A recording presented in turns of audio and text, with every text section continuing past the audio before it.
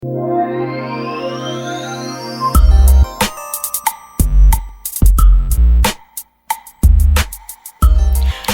D&D fam, I'm Quick. And I'm Lee, and you're listening to Divas and Ducats. So what is a diva? I think divas get a bad rep. But to me, diva is all about the attitude. As for ducats, it's your finances, your assets, Skrilla, guap, your coin.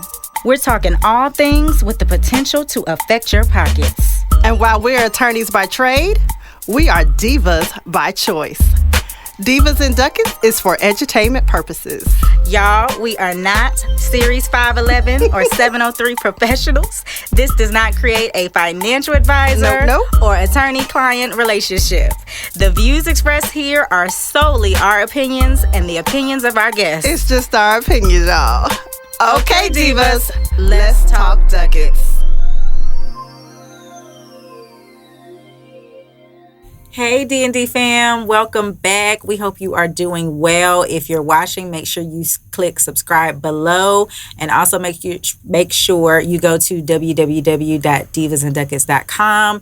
You can enter your email just to make sure things that come up, things that we have planned throughout the year, you are fully abreast of. All right, so what... That means up to date. It does. Thank you. Okay. That was word of the day. So what is on our Diva docket today? We are talking about things near and dear to my heart. Mm-hmm. How to raise your credit and lower your debt. Amen. Mm-hmm, mm-hmm. All right. So let's just get into it. On average, most Americans have at least $39,487. So let's just call it $40,000. Of student loan debt. For those that went to college, yes. And at least $5,221 of credit card debt, and auto loan or lease that is at least $20,987. So, okay. If you went to school, you were right around about $40,000. Then you might have about $5,000 credit card debt. Then you got a car payment. You might be around $20,000 on average of what you owe for your car, and mortgage debt that sits at about $220,380. Okay, which in today's housing market, that's actually pretty low. Yeah, Like when they pull these numbers. So, maybe you'll pay it a while. So I think just listening to those numbers, some people might feel comforted in it, right? Well, I feel like you're doing better or worse. Or just like normal, because that's average, right? I think, so I will say that a lot of times when I talk to clients, like they feel overwhelmed by their debt, which is a natural thing. Yeah. But it's like, you're not in this alone, boo. Like, you really are not in this alone. Yeah, so I think just hearing that average number of, especially the credit card debt, because there were a lot of people that don't go to law school. So I'm not law school, girl. College, so they don't have the student loan debt. Yeah. And a lot of people are renting, so they don't have the mortgage debt. But I think the relatability really is around that card debt and around the credit card debt. And even if you don't like just what it adds up to, because essentially it adds up to between the car and the credit cards is about $25,000 in debt. So even if it's on either side, like, oh, I don't have a car payment, but I've got $20,000 in credit card debt. It's still, when you look at the number under that umbrella of outside of housing and student loans, most Americans have some kind of loan out there worth about $25,000 when you do the math. Okay, so here's the thing. We have this there, and acronyms, I do not remember what FICO stands for. Do you remember what FICO stands for? No. Okay. So essentially, FICO is your credit. It measures your credit worthiness. It measures your credit, how trustworthy you are when it comes to paying back debt. I am not sure the reason that, well, I have a conspiracy theory, but we won't get into it. That's fun. I'm not sure the reason that we started having FICO, because, again, 100 years ago we didn't. So I'm not sure why then. I mean, because then we were trading furs for pot. I guess. Okay. You needed to put a number on it. Fine, I guess. We got out of the barter. Right. You know, my thing was like, you know, it's systemic, but we don't have to go down that route. But there are 3 basic bureaus that report and track your credit. And so those TransUnion, Equifax, and Experian. Yep. So those are the 3. Usually those scores they should be pretty close together. There are some folks, depending on like if you're going for an auto loan versus a credit card, like some look at TransUnion versus another one might look at Experian. So I don't know the rhyme or reason behind that, but that's why it's important to kind of check all 3 when you can, just because if there's something, if there's a huge discrepancy between your scores, there's most likely some kind of there's a flaw, something happened there. So a bureau. It is a company that collects the account information and provides that information to you in the form of a credit report. And so those, basically, if you have a credit card, every month they're reporting on you. So let's just take just regular Visa. If whatever you charge up on Visa on a certain day every month, it's usually like, they call it like the closing day. So if you ever seen your statement on the closing day, each month they report what that debt is to the credit bureaus. Now, if you are late paying, I'm not telling y'all to be late, but this is one thing that is important. If you're late paying, make sure you don't go 30 days late. Right. Because what happens is those same Visa, MasterCard, whoever, if you allow it to go 30, so if your payment was due on the 3rd, if you pay between the 3rd and the 1st, okay, now you still got a late payment, which is why I'm telling you don't pay it late.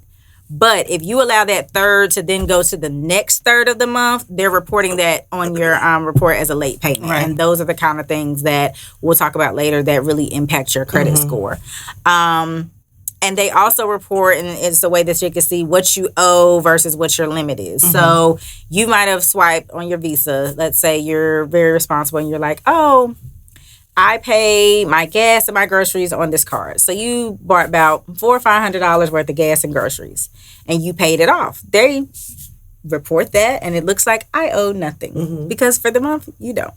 But let's say that's not your position. You're not in a position to pay it off, and you paid $100 of the $400. It now is every month they're keeping up with what the limit is.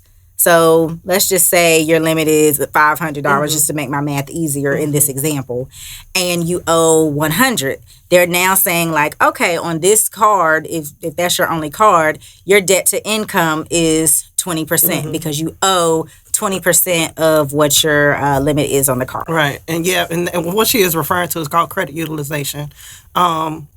So in that number, it is one of the major factors in your credit score. They look at the credit utilization of how much.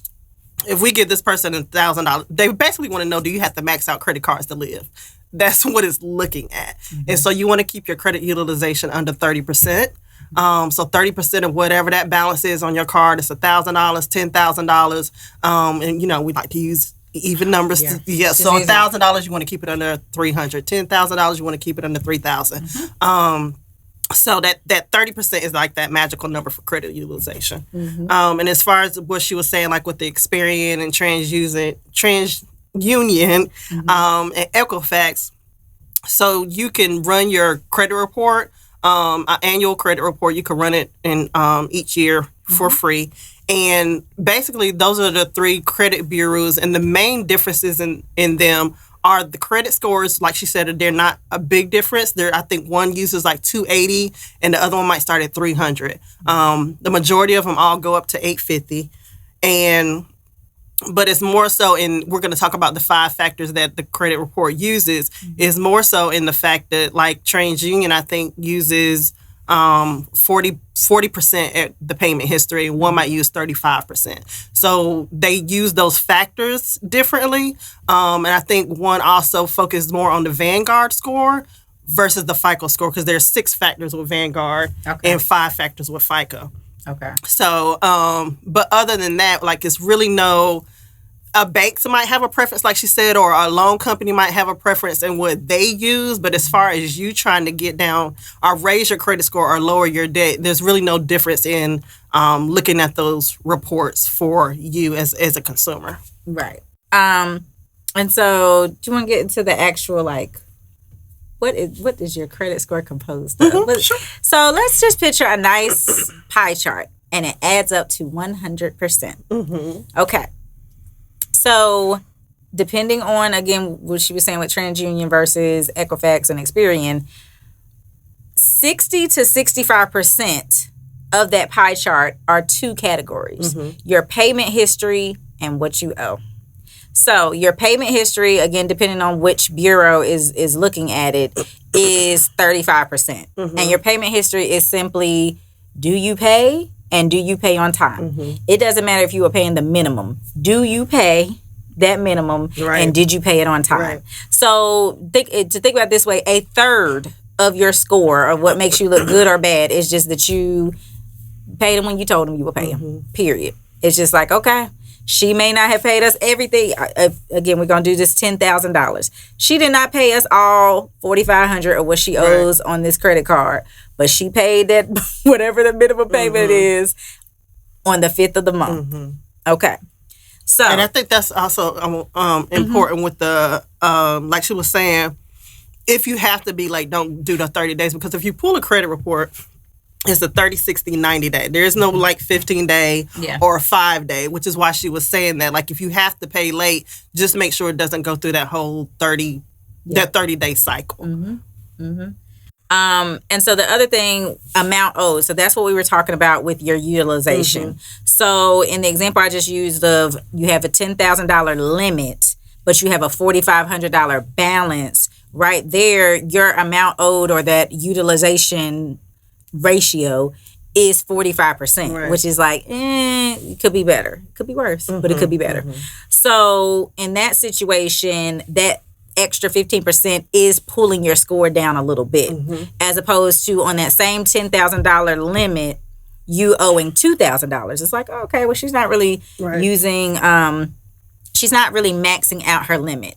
Now, as a side note, I will say that limit is a game, because while you do want to stay low on your utilization, sometimes these companies will say, oh, you're not really using your card, and lower your limit. Now, there's certain rules and parameters around, like they can't lower your limit in a way that would have you maxed out or things like that. But just really stay on top of them, because if you're a person who, unfortunately, like people who are good stewards with it, sometimes get their limits lowered because it's like, well, you're not really using the card, so we're going to.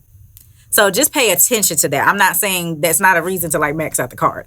I'm just saying pay attention to your limits and any kind of, because you have to get a notice of that. Any notices you get. Right. Just because, again, if you do have a balance on the card, it affects your utilization. So if you owe the $2,000 on the $10,000 limit card, and they're like, oh, she's not really using it, we're going to lower her limits to $5,000. Well, that changes $2,000 when you compare $2,000 to $5,000. That utilization shifts is skewed.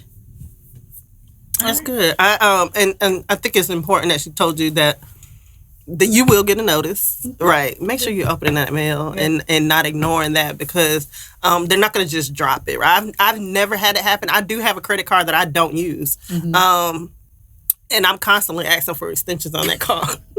And I have gotten denied the extension because I didn't use the card, but they didn't drop my limit. So make sure, it's very important that you make sure that you pay attention to those notices. And I had a personal loan that was approved, but I hadn't used anything on it, and they wouldn't close that loan.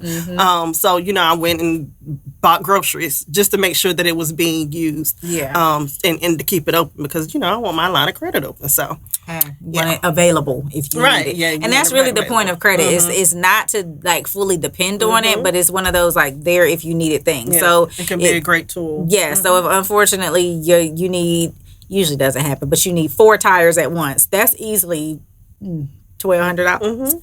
You may not have that in cash, and that's okay, but if you have those funds available, it's for those type of Right. situations. Or go back and look at that episode from last July. If you're strategic with your cards because they're getting points or travel, things like that, like really just be very intentional, I would say, about your credit card use. Yeah. So 15% of the pie chart. So we're now at the 65% we told you about. 15%. So now we're about 80%. Is the length of your credit history. So how long you've had a card, in other words. And so the longer you've had cards, that just to lenders kind of shows like, oh, she stays with it. She clearly, if you still have the card, they haven't shut you off. You pay, you're a good steward. And so it makes them feel better because they're able to look at this long history of you having a decent payback reputation, essentially. And so I know my longest card now, my mother cussed me out at the time. You closed it? No, my longest card, I got one like when I was like 18, like, and ran it up. So my longest card at credit utilization was over 30%. It was well over 30%. It was like 90. Yep, I know. You know better, you do better. You know better, you do better. So, but one of the things I never really worry about, at least with my credit, is the length, because some of my cards are coming up on 20 years of how long I've had them. And it's like you get to a certain point where, to your point, even if you don't use it, it's like, well, I've had it so long. It's no point in me. Yeah. So, yeah. That's good. All right. And so the final 20%, they're 10% each. So they're on the smaller weighting scale of it.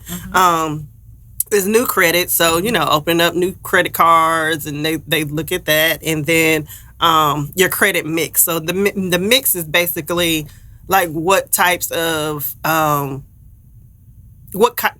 credit do you have? Is it car loans? Is it mortgages? Is it just strictly credit cards? So they want you to have a good mix. Again, it's only 10%, but they do like you to have a good mix of different types of credit. Yeah. And so that I would say, like, my example is you might have like a Victoria's Secret and a Visa. Or, some people do certain department stores. Like you might have Lowe's and then like your traditional MasterCard, whatever. Like it just diversify. Okay. So those are the factors that determine or make up your credit score. Yeah. All right. So one thing that can also affect your credit score is cosigning. And to some extent, it's really kind of in reverse if you think about it, being an authorized user. So the difference, when you cosign for someone, I am vouching for you. Right. I am saying that if you don't pay whatever the loan amount is, if you don't pay that $10,000 back, lender, you could come after me for that $10,000. So they will. And so I am so confident that this person is going to pay it back that I am putting my name as the second borrower. An authorized user is a little different, and a lot of people use it more so as a tool to build credit for minors or people who don't really have credit. And so basically it's, let's say I have this Visa card. I add my child or whoever as an authorized user. Now, you don't actually have to give them a card. But they inherit your good credit or bad credit from paying on that card. So essentially they ride the tailcoat. They ride the tails of your score. Yeah. Is that how you would describe it? Yeah. And I would say for the children, there is an age limit of how old a minor has to be. I can't think of the age limit right now because I know I just recently looked it up to see if I could do my 10-year-old, and they said no. So I know there is an age limit for minors before you use them as an authorized user. And I will also say there are two things. One, like I think she mentioned it with being an authorized user, that person doesn't have to have access to your credit card. So it's coattails. Right. So, but you can give them access. You can give them a card, if you trust them and kind of, I don't know how you monitor and all that stuff, but you don't have to give it to them. So that it takes away that, I guess, fear factor of your own credit being messed up. But I will say, as a person that wants to be on someone that's an authorized user, make sure that it's a two-way trust street, right? I think you have to also know, depending on where your credit utilization is, before you get on to them as an authorized user, make sure you know where their credit utilization is, because it could mess yours up. If I'm at like 25% and they are at, I don't know, 35% or 40%, like they know they can pay it down at any moment. Like if I get over 30%, I'm not worried about it because I know what to do to make it get down to 30%. However, if you're trying to build your credit and a person has that mentality, like I'm not worried about it, I know I can get it down, and they truly can, it's important for you to know. It's important for you to know where their credit utilization is, because it can affect yours and honestly drop your credit score if you're not careful. Yeah. So, okay. If you are in debt, again, you're normal. Right. So I think there's really pros and cons to, there's always multiple ways to skin a cat, and there's pros and cons to each. So the actual attacking of the debt, the two most common are the snowball and the avalanche. So the snowball looks at just the amount that you owe. They're not concerned with the interest. It's just like, I am concerned with attacking debt and really that feeling of getting it out the way. Right. So, easy example, I have 3 cards. I have one I owe $500. I have one I owe $1,000. I have one I owe $2,000. Okay. So the first one under the snowball method that I would hit is the $500. And instead of paying, so I would continue paying the minimum on the $1,000 and $2,000, because those are still being reported to the credit bureaus. But for the $500, instead of paying the $50 minimum, I'm going to look at my in my budget. I think we told you back in How to Fix My Finances how to go through and find a little extra money. And so let's say I could put $200 towards, outside of what I got going on, towards a credit card bill. So I'm going to pay $200 towards that $500 debt until it's paid off. Now, once that's paid off, I really have $250 because I was paying $200 on that, and I already had to give them $50 as the minimum. So we're going to go to this $1,000 credit card and pay the minimum on the $2,000 one you still have, but on the one that you owe $1,000, I'm now applying $250. And so over the course of 4 months, you've paid off the $1,000 one. And so you add that $250 to whatever the minimum was for the $1,000 credit card, and then you attack the last and highest balance. So the pro to that is the fact that the feeling of accomplishment. It is very easy to see, I paid this credit card off. It's done. It's out the way. I'm going down the line.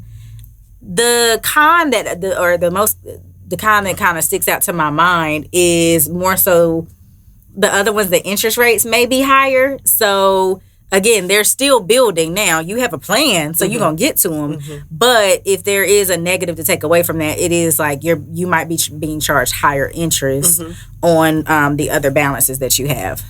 So you want to walk through the avalanche? What's the avalanche? Oh. The avalanche effect. Because I like the snowball. You having a moment? I am.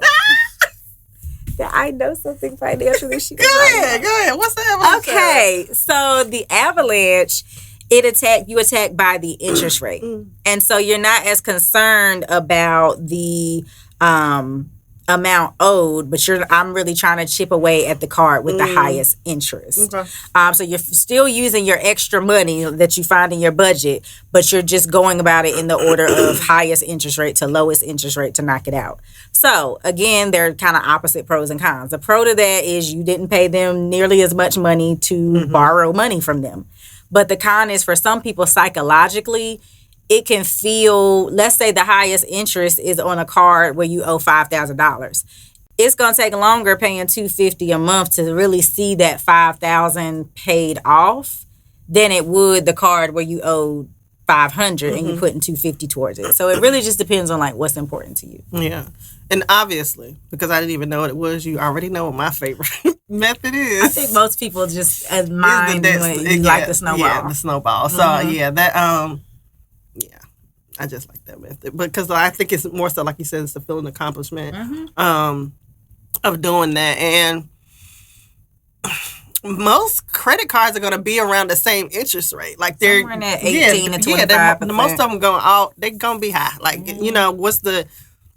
to me, if I had a $500 credit card at 18%, and then a 5,000 one that's at 23%. It's a difference, but they both high. Yeah. Those interest rates are high. You are paying to borrow that money. So the first thing that I do when a client comes to me and they want to pay off debt is I run the credit reports. I'm just always shocked at people who don't know their status. Mm-hmm. And I think some of it is just, I don't know. I don't know if people genuinely don't know that they can run their credit reports or they just don't want to know. Like, they don't know where to start. I think some people just don't know where to start, so they don't start, right? I think some of it is a little bit of it, too, is shame, just because, like, it's almost like when you start your fitness journey, like, getting on that scale to see where the starting point, sometimes people just don't want to see it. Mm-hmm. And I get it, but it's one of those things of, like, okay, when I maxed out that card, like, you can fix it, but you got to kind of know where we are to know how to fix it. And I think every situation is customizable too. So, for example, there's a difference between an installment loan and a credit card. Like, an installment loan, it's still on your credit, but you have agreed to pay whatever it is a month for 3 years. Right. And so that kind of thing, you're kind of like, okay, well, we can figure that out, versus something that's actually dragging your credit. The installment loan is really not affecting your score unless you're not paying, and they're reporting that. Revolving credit. Right. So, even things like that, and customizing how to go about it are things you want to, you just got to go ahead and rip that Band-Aid off and know. Yep. The other thing is, in terms of your credit and your budget, you can write it down. You can do a spreadsheet. I think you have to know you. If you're a person that, I feel like I do a mix of both. I have found myself in my iPhone in the notes section every pay period, because I have my bills like on a whole list and the due dates. So every pay period, I literally find the dates and copy and paste what bills that I owe for that pay period and check them off, and then what I have left. So I feel like, I guess it's like it's a little ghetto version of a spreadsheet, because sometimes I don't make it to the actual computer to type it in. But I think the whole point is, I guess it's like writing it down, but in your notes section, is keeping up with how much do I owe and how much do I have. Whatever way you do that doesn't matter as long as you are doing it. What you don't want to do is get paid and just start swiping. So I'll leave it at that, because I do have a lovely spreadsheet that I just love. But I will say, sometimes when I get paid, to make sure I'm keeping up with it, I literally go through the bills and it'll be in my notes. Like, okay, what I got left? What I got to do? And I'll just, I do not think you can pay down your debt. Excuse me. I don't think you can pay down your debt and not have something visual. You're going to have to write something down. It don't have to be in this big old journal with lined and graph paper and it broken out in the it doesn't have to be that detailed. I used to have an orange notebook, regular old tablet, and drew 2 lines, like expenses, debt. But it has to be something that you are physically taking and writing down. Where you can see your money. You can't just have this plan in your head and think you're going to pay off debt that way. It's not. That's how you got into debt, probably. Just swiping and thinking, like, because a lot of people like, I don't know what I spend it on. And we've talked about that before. Like, the quickest way to see where your priority is or where your spending habits is just like what a loan company would do if you was asking for a loan. Let me see the last 90 days of your bank statements. Yep. And go through, highlight core. Like, you're gonna have to get in a highlighter and a pencil if you are serious about paying off debt.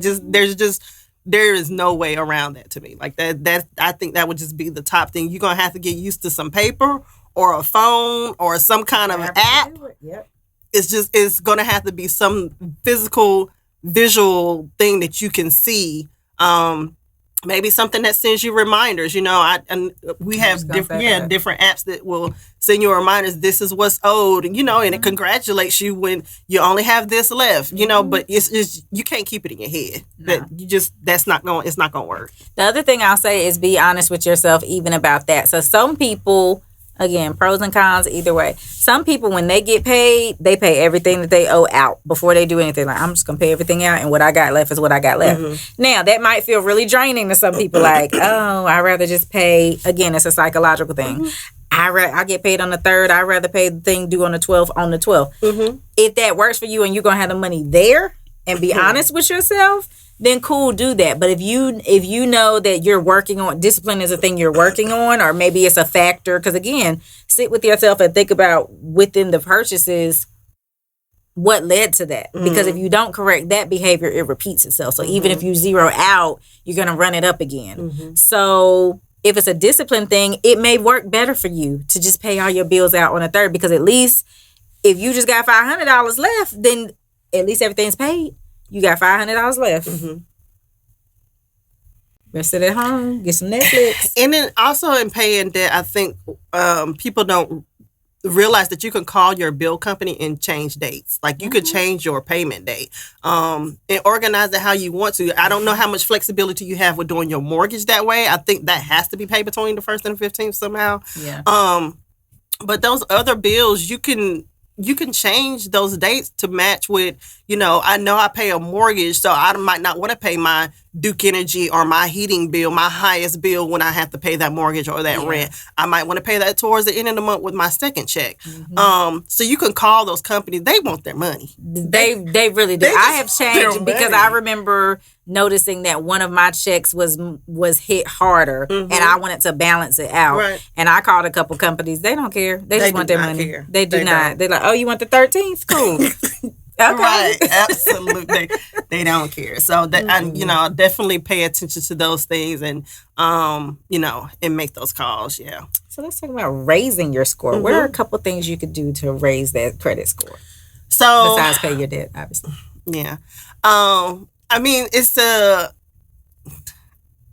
that's one of the biggest things. Like we talked about, the 65% and 35% of that is the payment history, but what do you owe, so I just say aggressively attack by attacking your debt, you're obviously going to be raising your credit score. If you have there are credit cards, that you might be making good history on or making good payments on. Like some people might have medical bills, and those have a whole different payment plan. It might not be the way you have your Visa card. Those, you might constantly be making payments on those. So with that Visa company, you could call and ask for a credit increase. By doing that, guess what? It's making your credit utilization go down, right? Because now they've increased what your limit is, and your balance is lower. So I think that's and I do that every 6 months. Sometimes I get denied, sometimes I get approved, but every 6 months they know they're gonna hit that button, right? And do it as you're paying it off. Because I will say, as I was paying the card, like I wasn't doing anything, and they were like, "Hey, we're gonna give you some more money," and I was like, "Okay." That's when you're doing something right. When they start giving you offers, they start wanting to increase your stuff so you can come back and spend some more. That's really the objective. They be paying attention. Don't fall into the trap. Do not do it. Or at least if you do, I will say the exception that I would say put a bunch of money on your card for is something that you're going to have all that money back. So for example, if you're planning a group trip and I'm getting the Airbnb and everybody has cash apped me what they owe, I will put that on my card because guess what? That's going to look really good, especially if you're getting points. It's going to look really good that I put that $3,500 on my card because guess what? I transfer that thing over next day. Right. So that would be the only thing I say. Put a bunch of money on your card is okay. I would never say that in any other situation. Yeah.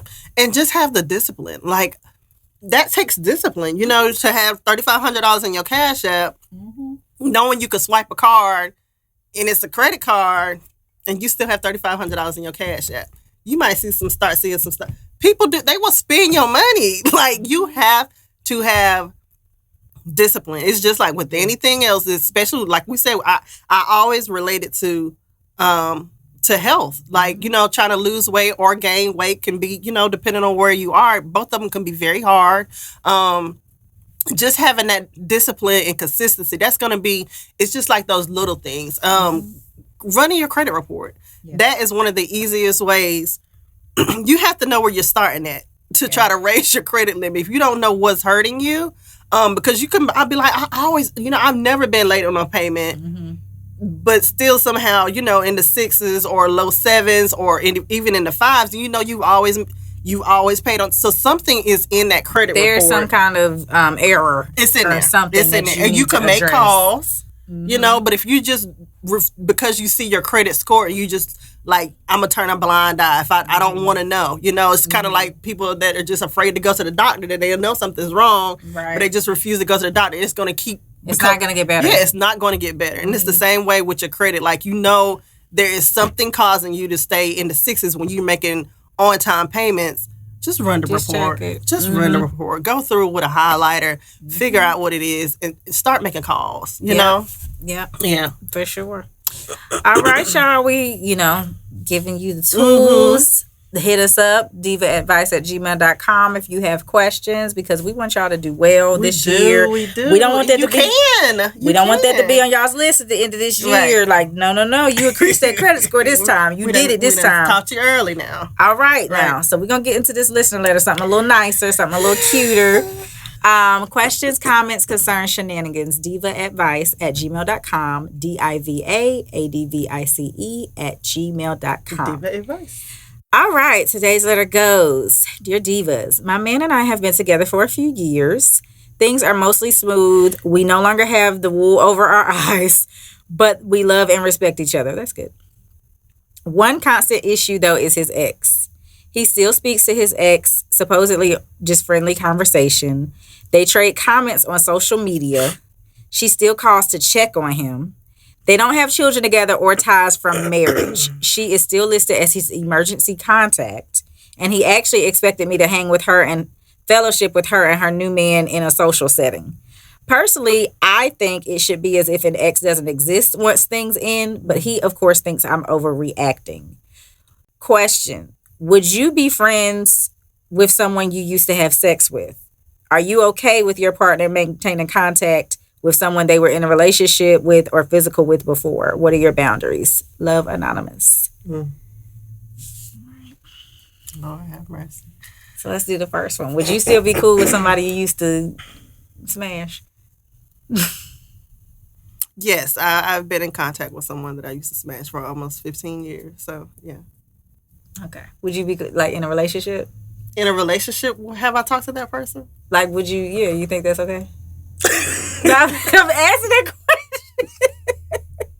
I'm just asking her question. You want me to read it?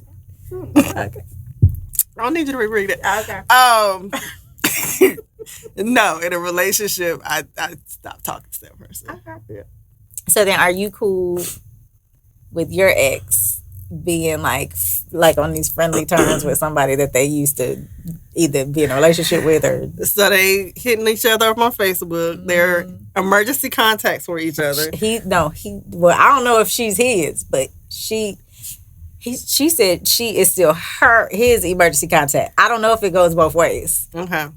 So she's his emergency contact. They hit each other. They talk frequently, was what she said. He wanted them to be cool at us. I don't know where they were, but she wanted them to be like fellowship. Like, Okay. That's team too much. I think this is just a very common issue, and just from my experience and talking about, because I have an issue with it. In my experiences of talking with and trying to get an understanding and maturing into therapy, I have learned and come to accept. Now, I think that's extreme. Emergency contact and all that is just a bit much. But I have come to learn that a lot of men's upbringing, and I don't know, they're just their life story, right? There are people. It's hard for them to get bonds with people that they feel genuinely just care about them, right? Like, they don't have motives, they don't have whatever, they just genuinely care about them. Like, this ex didn't work out, but she's a cool person. Like, I don't feel the need to cut her off because she's cool. Like, you can meet her, y'all can be friends, we can all hang out. Like, it's not an issue, I think men, they want to use that as a reason, because I can guarantee you now, If that girl got the same friend and feel the same way, like I ain't cutting homeboy out, he been there for me, he rode through me when I was sick, da-da-da-da-da, y'all that close, it's going to be a problem. So that's just a double standard I don't agree with. I have met an ex's ex or whatever, somebody they was with, and it wasn't an issue. But again, that wasn't a person that he was in constant contact with. That certainly wasn't a person, you the ice contact. Like, he fall off on the highway 85 and the police calling her before I know about it. Like, that's a problem. There's no frequent communication, but I've also been in that situation, dated someone where they wouldn't let me meet the ex. They wouldn't, never brought her around, definitely talked about it, definitely talked about a relation, and it was an issue. You know what I'm saying? But like, you wanted to meet the ex? I feel like if there's gonna be that maintained friendship, if it's a genuine friendship, I don't feel like just because you have an ex that they have to be cut off. Like, I'm not that blanket, but I do start feeling like when you got to go out to the garage to have a conversation, or you can only talk to them when I'm not around. I can't meet them. Like, to me, those are red flags. Yeah, those are red flags. For me personally, as I have explained the reason that I cut that ex off is because I know what it is. You know what I'm saying? I know what it is, and I just wish that men, when they claim to have these exes that are just friends, they would just be honest with it. Because I just don't believe that you have an ex that's a friend and that you can't have 2 or 3 things of Jack Daniels and get friendly with them. You up and you won't go back. Like, I don't believe that. I will tell you straight up, no, I can't talk to this dude because homeboy would be down here on a first flight. If that's, but we friends, it's never going to happen. It ain't happened in 15 years. But if I say word, it's there. And that's the issue I have with people acting like, their exes are just friends. It's like, that's done with. That's over and done with. Then why do your ice contact? Like, what y'all talking about? Your emergency contact in an emergency. This is my go-to. Not your girl. Or your mama.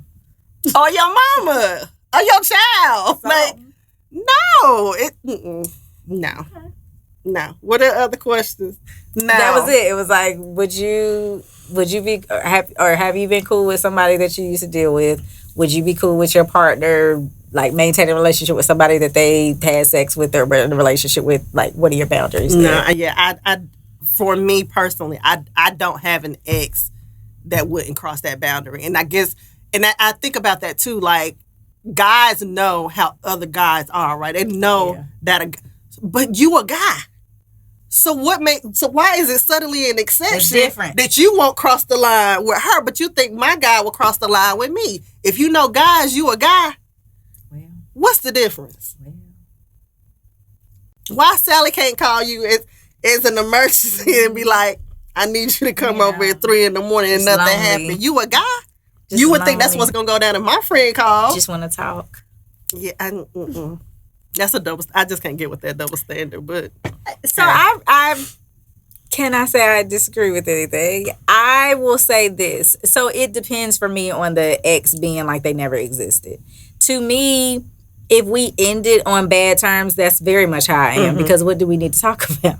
Period. I maybe have. So since you didn't ask us to bring ourselves to the table, I maybe had one ex that it was like we're still cool, but again, when in relationships, that had to be cut off because there's, to your point, there's still that vibe that if you crack the door, this is what's gonna happen.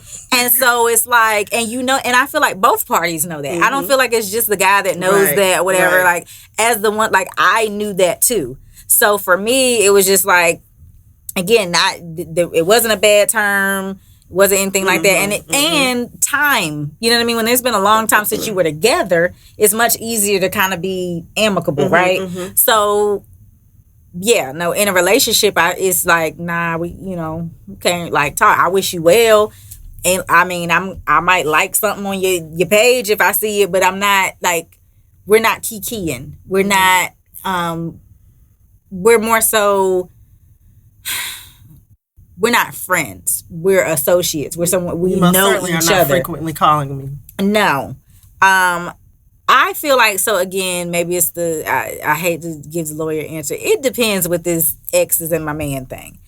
I feel like I don't really care about social media. Like, like you liked something or you commented innocently on a post, like every picture. That ain't what she said. It's just we speaking like you're normal. You know what I mean? Okay. You just like something here and there, or you just like, that's awesome. Like some like platonic, harmless comment. I'm not tripping. But to your point, when it becomes a like you calling, like, what do we have to talk about? I don't know. I will say that I don't really have exes that we have something to talk about. Period. I don't have children with any of my exes. I have never been married to any of my exes. I'm not sure what we need to discuss. So for me, that it kind of like I will say I get it in terms of like the phone calls and chit chatting, because what are we talking about? Like I don't know what we need to discuss. So you already know what I feel about that emergency. You need to list your mama, your best friend, your baby, something like. Let her get a call that you heard before I get a call. It's a problem. Like, to me, that's inappropriate. I do feel like that's inappropriate. Now, I might say, sis, like, okay, she like a page on social media or whatever. But, and the other thing that makes a difference for me is, like, how long has it been since you've been together? Mm-hmm. So if these people were together, like, this is his ex right before you. Mm-hmm. Yeah, I kind of feel where you coming from. Like, what we doing? But if this is an ex from college and y'all now 40 years old, it's kind of like, but again, I'm like, well, why it doesn't make sense, because it's like, why is she your emergency contact? So that's what's making me think this is a more immediate ex. And I do feel like there can be boundaries. Now, sis, don't be chaperoning his social media. But I definitely think that emergency contact, I don't understand it. Mm-mm. And hanging out, like why do we need to hang out? And maybe I was watching The Crown the other day, and Charles introduced Diana to Camilla and had her sitting there at tea, and Camilla was just telling her more stuff about Charles than she knew about it, and she about to be his wife. And the audacity, you introducing me to your side chick. So that's what I'm saying. Like, I get the vibe. I'm not here for it. So for me, the inappropriate boundaries here, I don't want to sit at Buffalo Wild Wings with your ex and her boo. Like, I understand she has a boo down, but still, I don't feel the need to do that. We don't have to hang out. Like, and I think maybe in his man mind, it's like, see, I'm showing you it ain't really nothing because we hanging out together. But I just think to me, I'm just making an assumption. If this chick is his emergency contact, this ex is not that far in the past. No. And I do think it's very, your feelings are valid regardless. But I do think it is very reasonable to say, hey, I'm a chill, like social media, whatever, but all of this hanging out and this chit-chatting and emergency contact, like, I'm not comfortable with that. Especially because you said y'all have been together for enough years that, like, as you said, the wool's no longer over your eyes. It's not like y'all brand new. Like, what you doing, bro? Yeah, I do. I think you need to set some boundaries.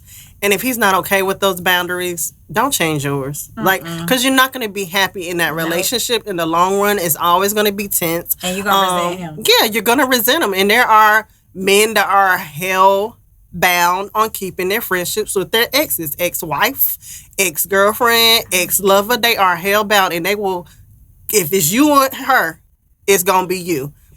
Leave. Like, leave. Trust me, you can find a man out there that's done cut off his ex. Because to me, if it's hellbound, they still.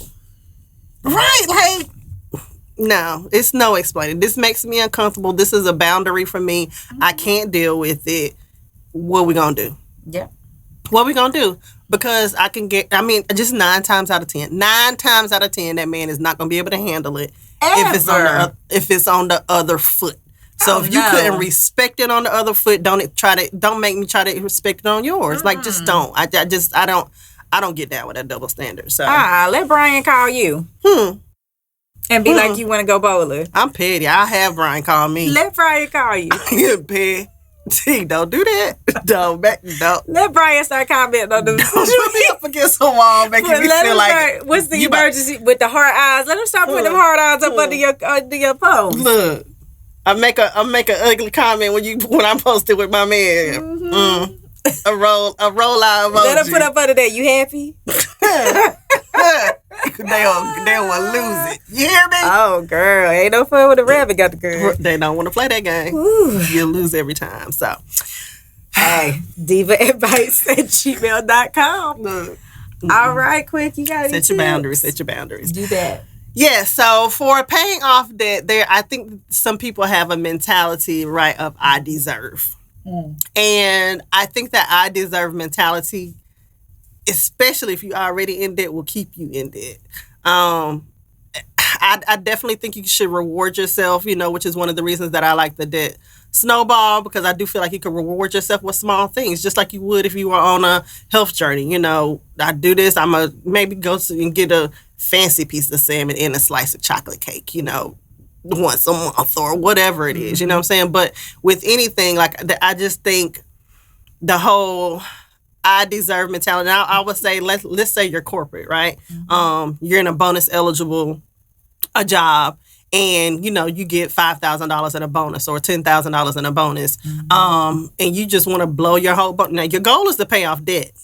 Right, that's the goal you set. But it's tax season, or I done got my bonus. I deserve.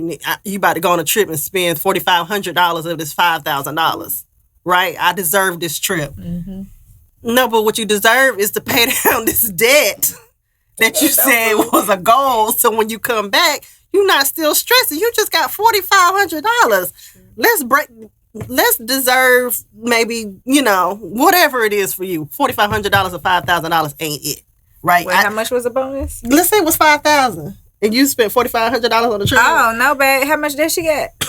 You can take $500. Right. Of that $5,000. Really it is. You know what I'm saying? Nice. Because I think it's this luxury lifestyle that people are talking about. You know where you are, because people money are very different. If I'm talking to somebody that's at $35,000 and at $350,000, those are different conversations. They are, but everybody ain't doing what they're supposed to do. Right. Everybody's got their thing, right? There are plenty of people that make six figures and are in a lot of debt. It's not because of the income, right? So I would just say make sure that your I deserve mentality isn't hurting you and harming you from the goal that you're setting of paying off debt. All right. Amen. All right, y'all. So divaadvice@gmail.com. Make sure you follow us on Facebook and Instagram. We are under Divas and Ducats. And if you are watching, again, subscribe below, and we will see you next time. In the meantime, in between time, y'all have a great attitude.